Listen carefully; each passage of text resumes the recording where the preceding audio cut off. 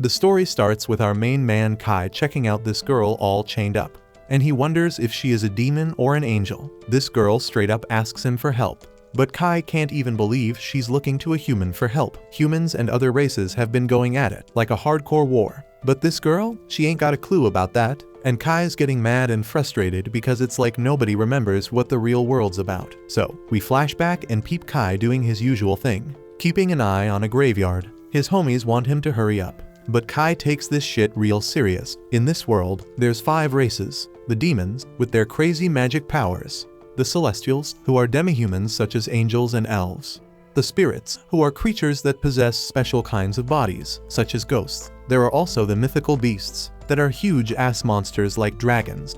And then of course, you got the humans. These 5 races have been at war, and it's hella important to make sure we don't end up in another great war. Kai's part of the Urza Federation, and they got the job of watching over the graveyard where the demons had been sealed. Kai keeps an eye on that graveyard for 300 seconds, like always, and he figures out ain't nothing funky going on. The demons are still sealed up tight, no doubt. Kai's co-worker Aslan can't get why Kai's taking his job so damn seriously, but Saki points out that it's good for them because they can take it easy. Ain't been no demon breaking free from that seal in a whole century. But Kai reminds his crew that it's still their job. There's 4 graveyards around the world, and Kai points out the folks in charge. They are taking their jobs just as serious, and that's because if a demon was to bust out, it would be straight up chaos. Kai's peeps wish he'd take it easy because it's been a while since a demon broke free. But Kai ain't letting his guard down. He declares that watching over that graveyard is his duty. Sometime later, we see Kai training hard. But they warned his ass, being a low-ranked soldier and messing with a mythical beast for training. That's some next-level danger, but Kai doesn't give a damn. He fights it anyway. Turns out his attacks don't do jack shit against that beast. Saki gets worried, so she shut off the hologram, and she's wishing Kai wouldn't push himself so damn far. But Kai thinks training would be pointless if he ain't risking it all. Saki actually admires Kai's determination. She thinks if he was around during the Great War, his name would be straight up legendary, like that prophet named Sid. But Kai can't see himself winning against those 4 heroes like Sid did. Saki breaks down each hero from the 4 races, and she can't even imagine what they would have done if they were still kicking it. Luckily, Prophet Sid was able to take them down using the shining sword given by some god named Salaka. There's mad proof that the 4 heroes existed, but there ain't no evidence of this Prophet Sid. There are no pictures or videos or nothing. Saki switches the topic because their friend Jean's getting promoted, and she wants to throw down a celebration. Jean's getting transferred to headquarters at just 17, making her the youngest person ever chosen. She's a freaking elite among elites, so they gotta hook her up with more than just a bouquet, like Aslan suggested. Right then, Kai gets a message from Jean, and Aslan reads it out loud.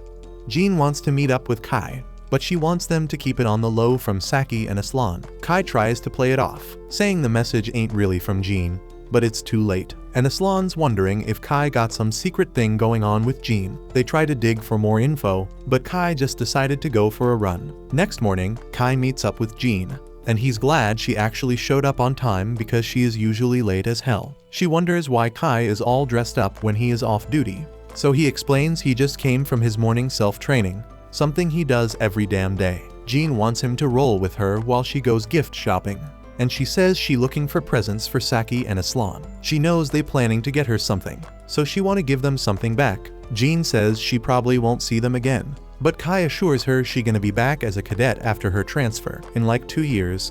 Jean predicting that by then, Saki and Aslan gonna be done with their military service and living civilian life. Only she and Kai gonna still be in the military grind.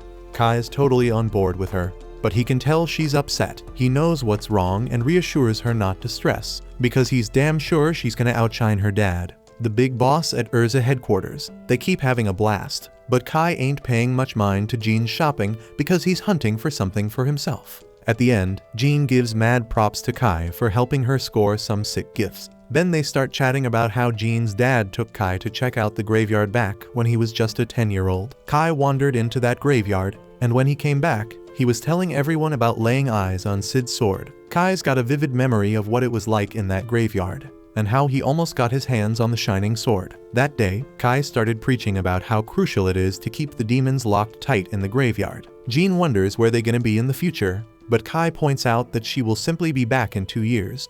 But that ain't what she's getting at, because she's talking about what comes after.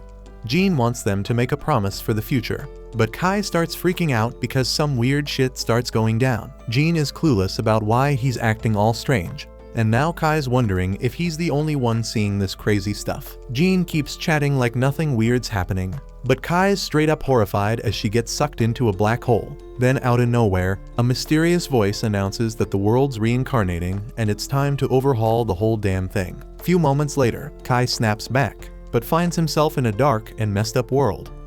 Then shit gets real when a gigantic and terrifying demon pops up right in front of him. This beast unleashes some insane magic attack on Kai, and he barely survives by using his sword case as a shield. Kai can't even wrap his head around the fact that a legit demon's standing there, getting ready to unleash another hellish attack. Kai rushes to his sword and swiftly loads it up with bullets. His weapon's versatile because he can shoot bullets and cancel out the dragon's magic. The dragon can actually talk, and it's blown away by Kai's cancellation skills. Kai breaks it down, saying he used some modified elven bullets crafted with elven magic, but the demon just keeps coming at him, and Kai ain't fazed one bit. He closes the gap between him and the demon, showing off his insane fearlessness. Kai's sword can't pierce the demon's skin, but he takes advantage and lets off a shot up close and personal.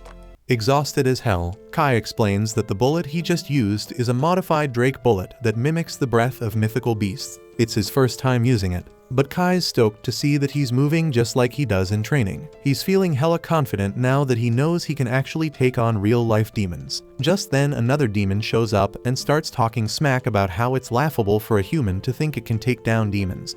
Kai is impressed by how well this demon speaks English, but the demon explains that the most effective way to control a slave is by using its own language.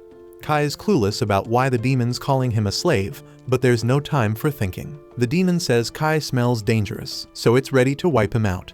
Just when things look grim, someone saves Kai with a flashbang, and they bounce. This girl tells her crew that they've got the Wanderer secured, and she needs to know where Kai's from.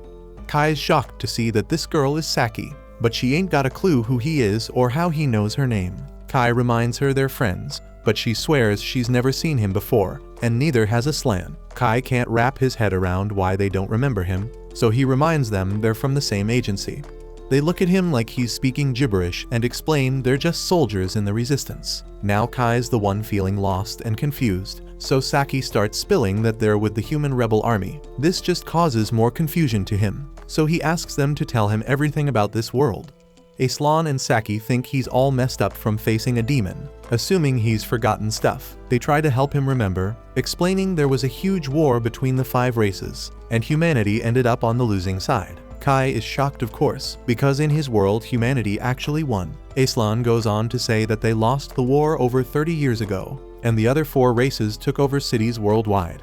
And damn humans are struggling to survive, running and hiding like there's no tomorrow. The world's now ruled by the other races, and they stay fighting each other for turf. Aslan and Saki introduce Kai to Neo-Vashel, the human city. A group of humans snagged an underground spot that was still intact and flipped it into an underground city. The resistance holds it down, protecting the folks living there by going toe-to-toe with the other races.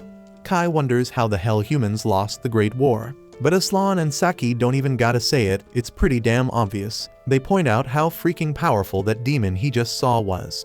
They explain that they roll up on humans in groups, leaving them no chance to beat them.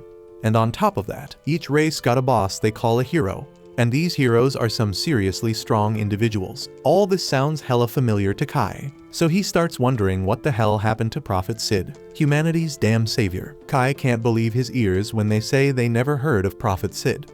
He tells them that Sid's supposed to be the hero who whooped the other race's asses. Aslan hits the nail on the head, saying if they had someone like that, they wouldn't be living underground like they are. Just then, the main crew rolls up, and Aslan explains there are multiple human cities around the globe with resistance groups in each one, all overseen by the main core. The resistance commander is someone who's saved countless lives, and Kai's jaw drops when he sees it's Jean, especially because everyone thinks she is a dude. Aslan and Saki introduce Kai to the commander, explaining his memories a bit foggy.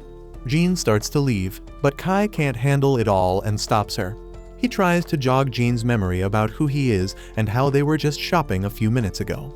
Jean's clueless and assumes he's got her mixed up with someone else. Kai can't even comprehend that she straight up doesn't know who he is, so he straight up asks her why she fronting like a dude. Jean's hella shocked to hear that, and Kai reminds her about how she wanted to outshine her dad as his daughter. Some soldier named Phelan steps in and Jean decides to leave. Kai's new crew's worried about him, telling him to get some rest. That night Kai starts digging through some historical docs and realizes that the only records missing are the ones about himself and Prophet Sid. That's when it hits him. If Sid never existed and humans lost the Great War, then why the hell do the graveyards where the 4 races are sealed still exist? The next day, Kai asks Saki about the graveyards, but she's got no clue what he's talking about.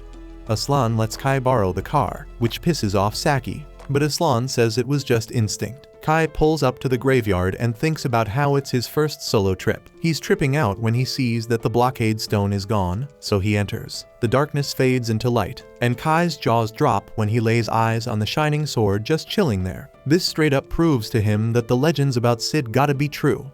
Kai grabs the sword from the mantle, and a loud voice hands him the world coordinate key, calling it the code holder. Suddenly, a massive shiny door opens in front of him, and Kai hears a girl screaming for help. Kai's mind is blown because he ain't in the graveyard no more, so he climbs up some big-ass stairs. At the top, he sees a whole bunch of chains keeping just one girl locked up. Her wings look like a mix of demons and angels, and the hot girl begs Kai to set her free from those damn chains. Thanks for watching. Subscribe to not miss the next part.